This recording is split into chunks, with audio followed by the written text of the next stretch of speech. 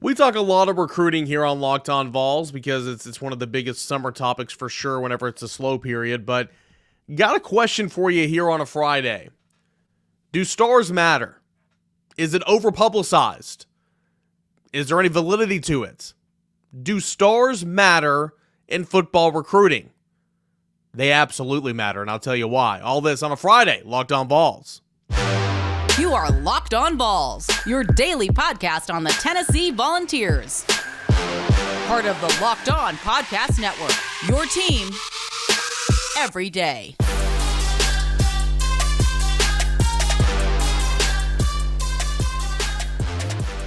Hey everybody, what's up? Happy Friday and welcome to Locked On Vols. It is your team every single day. We're a part of the Locked On Podcast Network. I am Eric Kane. Always find me on Twitter @_Kaner and @Locked On Vols. Got a fun show coming up. We're going to have a ratings discussion here in segment number 1. And if that matters for Tennessee football and college football in general, it does. ESPN put out their post-spring practice power rankings. Tennessee is a top 15 team. Where are they in those rankings and why? And then a couple of odds and ends here to wrap up a week's worth of Locked On Vols. Before we get started, as I do every single day, you can always subscribe on the YouTube channel Locked On Vols or wherever you get your podcasts. I want to thank you guys so much for being here. I always push you to the YouTube page because obviously, I mean, you know, it makes monetary sense for me. Like let's not kid ourselves about this, right? The more subscribers I have, the more people downloading my podcast, the more people viewing and subscribing to the YouTube channel is how I get paid. So that's why I always continuously kind of push that. But I do want to celebrate something. I know it's annoying. I know you guys hear me. You every day or hear me every single day, and I know it's annoying. But I always say subscribe. We reached the 7,000 subscription mark on YouTube today, or yesterday, I guess. And that's awesome. And I can't thank you enough. Seriously, I mean, 7,000 subscribers on a YouTube channel, that's a lot of subscriptions. I mean, that really is. And it's kind of been a slow burn this offseason, which it normally is in the offseason. But, you know, we got over 6,000 around the new year, maybe just after.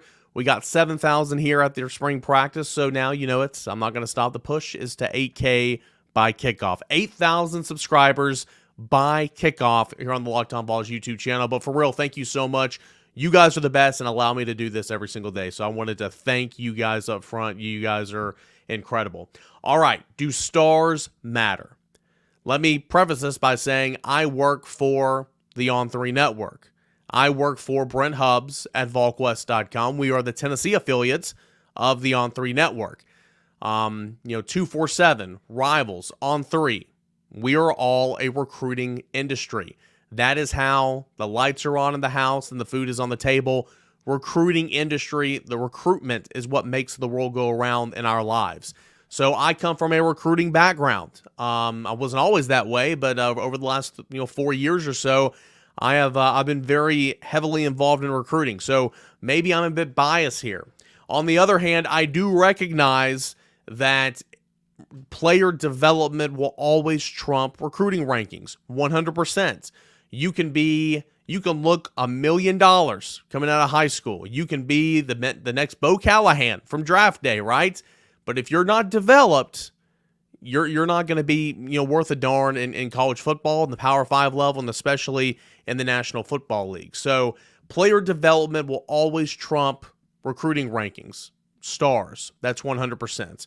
A lot of people like to say, stars don't matter, stars don't matter, stars don't matter. And there's some validity to that at the end of the day. I mean, after every single Super Bowl, they'll take the 53-man roster and they'll go back and look at where they were rated coming out of high school. And what makes a successful Super Bowl winning team, there's stories of all kinds. There's number 1 overall picks a lot of times. There's first rounders. There's undrafted free agents. There's key free agent acquisitions that have been in the league, maybe veterans that have been in the league 8-9 years that come on and add a little fluff to it. That's what makes it beautiful about championship winning teams. But I always like to pay attention to that at the end of the Super Bowl and also after the NFL draft, the first round. Going back and looking at who was selected in the first round and where they were coming out of high school. So I work for On3. Shannon Terry created On3. Shannon Terry, if you're unfamiliar, quick history lesson. Shannon Terry, he created Rivals.com, co-created Rivals.com in 2000. He created 247 Sports in 2010, and then he launched the On3 network in 2021, taking the best of what he did at Rivals, taking the best of what he did at 247, and incorporating it into one big publication, and that is On3. I'm super happy to work for him, and I love my job. I truly do. I think On3 is just incredible, and all the ideas and all the everything. It's not just recruiting rankings as well. That's a beautiful thing about On3, but that's a story for another day. So I am looking at, when we're going back and looking at the first round guys, I am looking at their star ratings from the 247, because that is, what primarily the On3 network, a large portion of what the On3 network was back in, when these guys were handing out stars. They worked at 247. My VolQuest.com, we came from Rivals, but still, we're going to use the 247 model for this, all right? Because On3 is just not old enough. If you go back and look at all the players drafted in the first round, of the 31 picks of this past year's NFL first round, 13 of those selections were 5 stars. Another 8 were 4 stars. So 21 of the 31 players selected in the 2023 NFL Draft's first round, 21 of the 31 were rated 4-star or higher. You can't tell me stars don't mean nothing, right? At the end of the day, you can't tell me that evaluating talent and ranking players coming out of high school, you can't tell me that they don't mean absolutely nothing. 21 of the 31 players drafted in the first round were ranked 4-star or higher. There was another 8 that were 3-star. There were no 2-star or 1-star. There were 2 unranked players. If you're curious to know who those 2 unranked players were coming out of high school, Devin Witherspoon, who was selected 5th overall by the Seattle Seahawks. He was the cornerback from Illinois.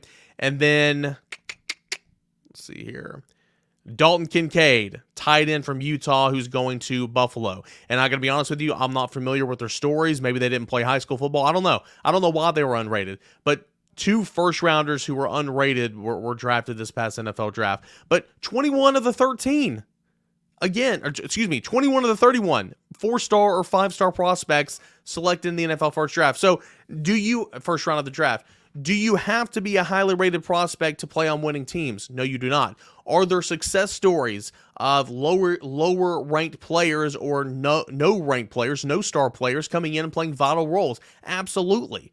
There were undrafted players who are in the NFL Hall of Fame right now. Okay, it's what you make of your own, player development, all that type of stuff. But to simply dismiss star rankings, you can't do that. I mean, this is the proof of it right here. You absolutely can't do that with as good as people are at their jobs and On3 now, and 247 still going, Rivals is still going.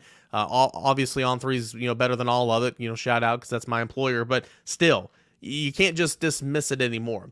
In case you're wondering, Bryce Young was the number 1 overall recruit back in the 2020 cycle. He was the number 1 overall draft pick. CJ Stroud was a 5-star. He was the 29th ranked prospect in the class of 2020. He went number 2 overall. Will Anderson Jr., a 5-star, was the 2nd ranked player in the class of 2020. He went 3rd overall. So on par so far, right? Anthony Richardson was a 4-star. He goes 4th overall. I mentioned Devin Witherspoon already. Paris Johnson was a 5-star. He went 6th overall. Tyree Wilson was a 3-star. He went 7th. Bijan Robinson was a 5-star. He went 8th. Jalen Carter, a 5-star. He went 9th. Darnell Wright, hello. We know he was a 5-star, and he went 10th overall. So stars don't mean nothing. You can't say that anymore. They absolutely mean something, especially if you want to go and be drafted and make some money in the National Football League. Now, again, you don't need an army of 5-stars to win national championships, but look at Georgia. But look at Alabama. They have been consistently, look at Clemson, 3 of the top football programs in college football for the past 10 years. What do? They stack recruiting classes on top of recruiting classes on top of recruiting classes, all right? Talent don't get better if talent don't work. I understand that, and they've done a great job of player development as well, but it just goes to show you that you want to be pulling from a pool of elite prospects, and I do believe Tennessee is starting They've tiptoed into that waters the last couple months, the last recruiting cycle. I believe they are in those waters right now, and they are trying to pull and consume and construct their class of 2024 from the same waters that Alabama and Georgia and Ohio State and Clemson and LSU are continuously. Yes, Tennessee would get one or two good players, right? I mean, Nico Iamaleava was the number one player in the country, right? They got him.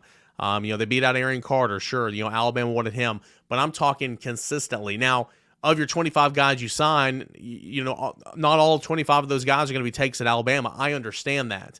But you need to be beating Alabama and Georgia and LSU and these powers that are drawing from this well of prospect more so than not now. And I think that Tennessee is entering that ballpark and is swimming in those waters right now. I thought it was interesting. Again, according to the 24/7 composite rankings back from when all these guys in the first round were drafted drafted last week, where they were ranked coming out of high school, 21 of the 31 players were 4-star or 5-star prospects. You can't tell me that stars don't matter. If you want more recruiting, VolQuest.com, especially Tennessee recruiting, the absolute best in the business. That is VolQuest.com over on the On3 network. Hey, when we come back, ESPN's updated post-spring practice power rankings. Tennessee's the top 15 team. Where and why? That's coming up next right here on Locked On Vols. If you're looking for a delicious snack but don't want all the sugars and calories, then hey, you need the best tasting protein bar ever. That is Built. Hey, I'm going to the beach here, and I'm getting a little getaway, about a 5 or 6 day getaway. It's really tough because it's baseball season.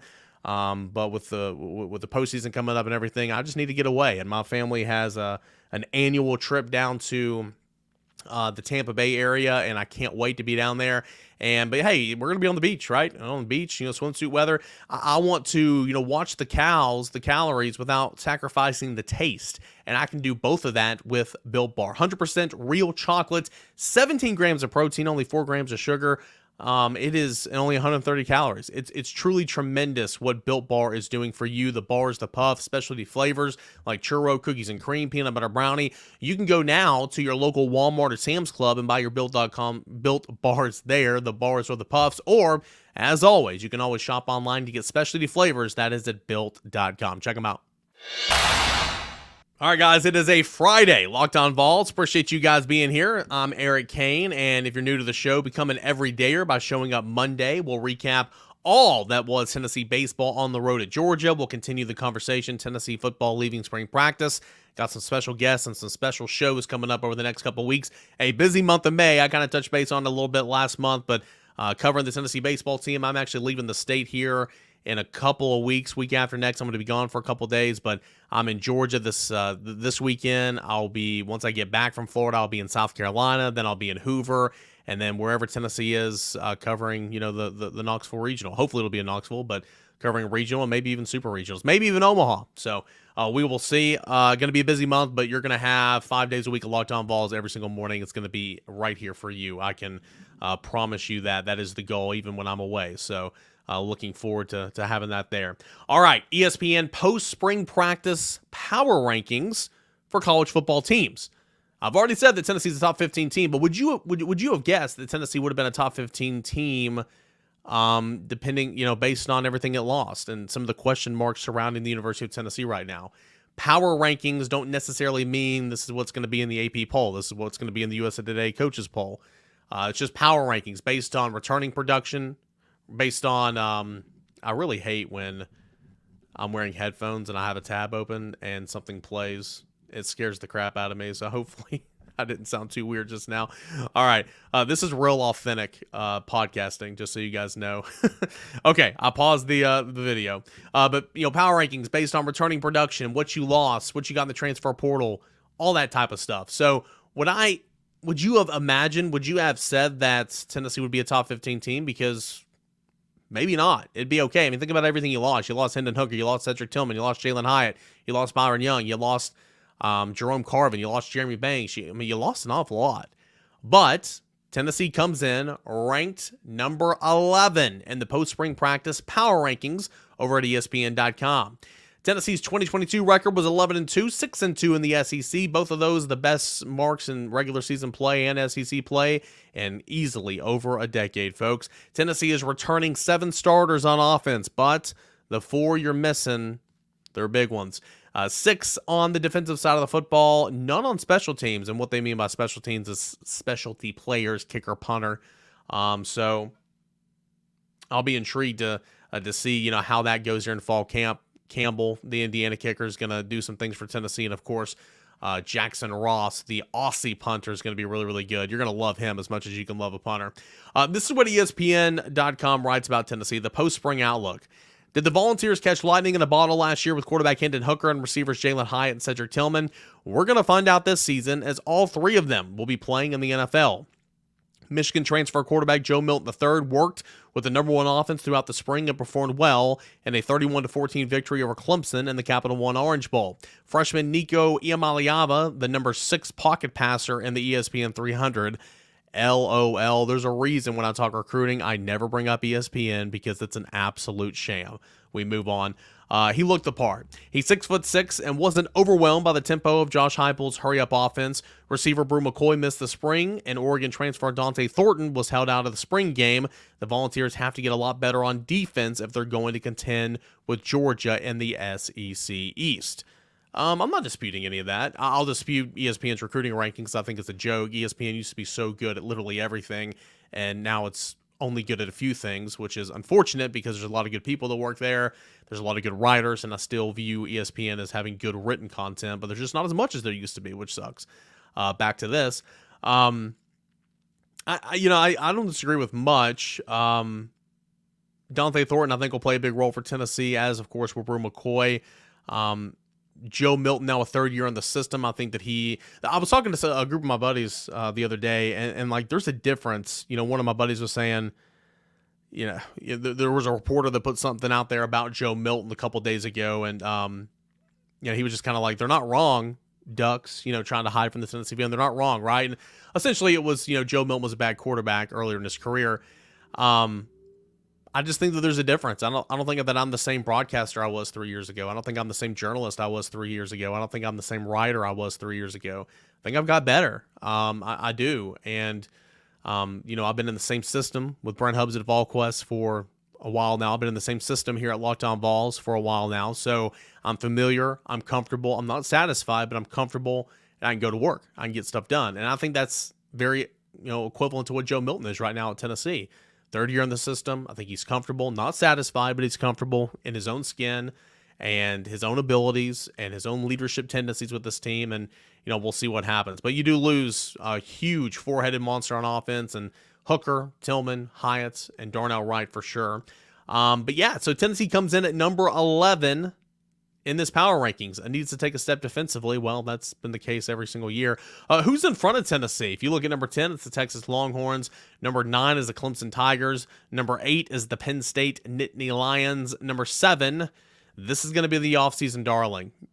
Guys, Tennessee was an offseason darling last year, even before it jumped out to it's a match. I mean, again, you're not going to find every single writer and every single personality that covers college football that's going to fall in love with your team, sure. But for the most part, Hendon Hooker was a darling last year. Tennessee was kind of a darling last year, especially in the season when they started knocking off some big-time opponents. But that's going to be LSU this year. It's going to be LSU this year. You know what we say, our philosophy here on Locked On Vols? Brian Kelly, excellent coach, horrific human being. Scumbag of a human being, great coach. And in college football, doesn't matter what type of human you are, right? As long as you can coach, and he sure as hell can coach. And I think LSU is going to be good this year. LSU was good last year. First year in the system, transfer quarterback. I think Jaden Daniels is going to be a stud. Arguably the best quarterback in the SEC. He's got some good receivers around him, like Malik Neighbors. So watch out. We talked a little bit, I think it was Barrett Slee's overreactions, saying that LSU is going to win the national title. I mean, again, you're going to get a lot of LSU love this offseason, so get ready. They come in at number 7 in the ESPN post-spring power rankings. Alabama's at number 6, and I'm curious here. Why so high with no quarterback that you feel good about? Neither Jalen Milroe nor Ty Simpson looked ready to fill the former quarterback Bryce Young's shoes in the spring game. This is what they were out about Alabama. So the Crimson Tide are bringing in Tyler Buckner from the transfer portal. The former Notre Dame starter was recruited and coached by Tide offensive coordinator Tommy Rees, by then Tide offensive coordinator Tommy Rees. Tailbacks Justice Haynes, whose father Vernon played at Georgia, looks ready to contribute. The defense, even without star rusher Dallas Turner, who missed the spring while recovering from surgery, performed well under new defensive coordinator Kevin Steele. Caleb Downs, the number one safety in the 2023 ESPN 300 rankings, which again means nothing. A lot of shade here on this episode of Locked On Vols. Who is this? Might crack the starting lineup in a very talented secondary. I'm not saying Caleb Downs is not a good player. I'm just saying whatever ESPN ranks anybody is complete hogwash. ESPN has Alabama at number 6 in the post-spring power rankings. Again, you're talking about building stacks on class. It's what Alabama does. It's what Georgia does. So I'm not disputing its ranking. It's just you got to have a quarterback, right? Ohio State comes in at number 5. USC comes in at number 4. Florida State, did have a 10-win season last year, though. Comes in at number 3. Michigan is at number 2. And then Georgia is at number 1. But Tennessee, the Volunteers, coming in at number 11 in ESPN's post-spring practice power rankings because you feel good about quarterback. Oh, I never got to my point. Sorry. I was talking to some buddies in a group text, and he was saying, well, you got a point in terms of Joe Milton. I never finished my point. I'd never finished it. But the fact of the matter is, the point that I made in that conversation was, I think there's a difference in feeling comfortable and feeling confident in what you have going into this season in Joe Milton than expecting Tennessee to pick up right where they left off with Hendon Hooker. I don't think that should be the expectation. If you're comfortable, if you're confident in Joe Milton, I think that's completely fair. I do, because I'm the same way. But do I think this offense, do I think that he, in terms of quarterback play, is going to be what Hendon Hooker was? Absolutely not. I don't believe that. So I think there's a difference. I do think there's a difference. What do you think? Where would you guys rank ESPN, or where would you guys rank Tennessee in the ESPN post-spring practice power rankings amongst college football?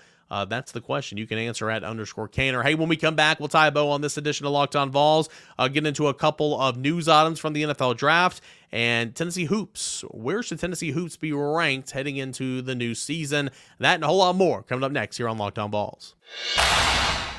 All right, guys, just a couple of minutes left. I'm not going to take up too much of your time. We all got weekends to get into. If you want to follow Tennessee baseball all weekend long, hit me up at _Caner over on the General's Quarters at volquest.com. I will be there covering Tennessee at Georgia all weekend long. And, it's a big weekend for Tennessee baseball. 1-9. Put out at some point, I believe today, we're going to run a column that I wrote on Tennessee, trying to fix issues on the road. They've proven that they can win in a number of different ways. They've gotten better. The product's been good. The results have been so much better.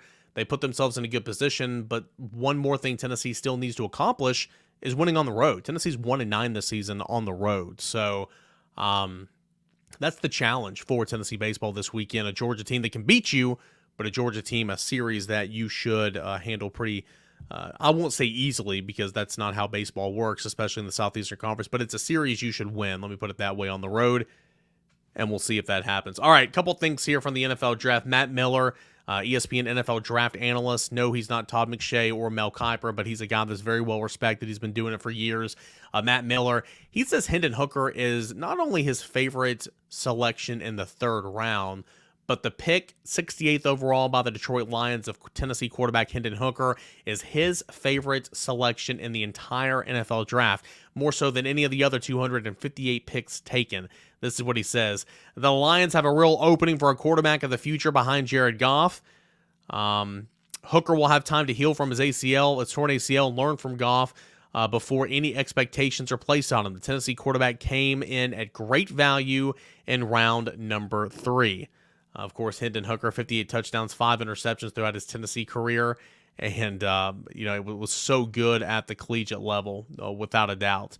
He said after, instead of his recovery, Hooker, once being drafted recently, just started running on the low-gravity treadmill. It's no gravity, but depending on what you're comfortable with, I haven't had any pain in my knee while going through this process. Getting back to the field and being able to drop back and move around a lot feels great. It's a blessing just to take it day by day and get better. That's Hooker to the media after getting drafted on his injury. But Matt Miller, ESPN draft analyst, believes that Hendon Hooker is the best pick in the NFL draft. I think that certainly says a lot. A lot of value there with Jalen Hyatt in the New York Giants getting picked in round number 3 as well. In fact, ESPN slates the Jalen Hyatt pick as the best value pick of the NFL draft. Let's see here. What do they say? Outside of Detroit's hooker pick, which I mentioned earlier, this is Matt Miller again. I really like the Hyatt pick for the Giants in round 3. The Tennessee wideouts was a top 30 player on my board. Lands in an ideal situation with Mike Kafka and Brian Daboll running that offense. They love vertical speed players. And Hyatt, after he was drafted, said, I feel like I'm just dynamic. I feel like I'm explosive. I feel like I get open 24/7. That's what you want in a receiver. I think those 3 attributes, I think that's why I separate myself more so than anyone else. So a lot of love, post-draft, of course, from ESPN's draft analyst Matt Miller on Hendon Hooker and the Detroit Lions, and Jalen Hyatt and the New York Jets. Last thing we'll get into here on this edition of Locked On Vols. We talk a lot of football here. We talk recruiting. We talked a little baseball. What about basketball? It was a really, really busy, and of course we covered it here, but it was a busy 2 weeks ago when Tennessee got a lot of news from the transfer portal. 3 additions from the transfer portal, and of course big news about Santiago Vescovi returning. You got Jordan Gainey, a sharpshooter that you'll bring off the bench from South Carolina Upstate. You got Chris Ledlam from Harvard, who's going to be a dynamic, everyday front court player. And then Dalton Connect, who is going to be a shooter, hopefully, and a consistent shooter for your team from Northern Colorado, while also, again, picking up Santiago Vescovi back for another year, taking advantage of that COVID year of free eligibility. So a lot of work in the NCAA transfer portal. Was a little slow out of the gates, but they got around to it, and they address needs. And I think that overall, they might have got better. I'm not saying from a talent perspective, because Julian Phillips is a stud. He'll be in the NBA. I think he's a good player. Obviously, I think that Olivier Comwa, from dynamic and upside and all that, I think he's a good player. Josiah Jordan-James the same way. But Tennessee might have got better from a team aspect, potentially, from this transfer portal. We'll see, of course, when they get on the court. But ESPN does way too early top 25 rankings for college basketball. And before the transfer portal window, Tennessee was 17th. Now, Tennessee is at number 7. So moving up 10 spots following the additions of, all those guys. So really, really interesting there. Some good stuff to see, considering, you need help on offense. Tennessee finished 190th in scoring offense this past season, averaging just 70.8 points per game. Tennessee shot 32.9% from three-point line this year. That ranked 231st nationally, according to KenPom.com. Oh, that is not good. Tennessee was 64th in adjusted offensive efficiency for the season, scoring 111.3 points per 100 possessions. Rick Barnes on the Big Orange Caravan. What I told our guys, we just need the guys to take the shots within our offense, and they've got to do that with some confidence. That's part of my job, to make sure that they know that. So Tennessee basketball could be a top 10 team by the time the season rolls around. ESPN's way too early drafts, way too early predictions and rankings, top 25. There we go. I'll get it. Is Tennessee basketball coming in at number 7. I thought that was really, really cool. All right, that is going to do it for this edition of Locked On Vols. Can't thank you enough for being here and hanging out with me here today on the 7K push. We surpassed it. Thank you so much for subscribing and locking on, if you will, to the Locked On podcast, Locked On Vols YouTube channel. Thank you so much. Really, really do appreciate that. Continue to subscribe wherever you get your podcasts, audio podcasts. If you're on Apple Podcasts, please rate me 5 stars. Leave me a positive review. That all helps as well. Appreciate you guys. We will be back Monday to recap everything that was the Tennessee weekend. That's what you have to look forward to here on Locked On Vols.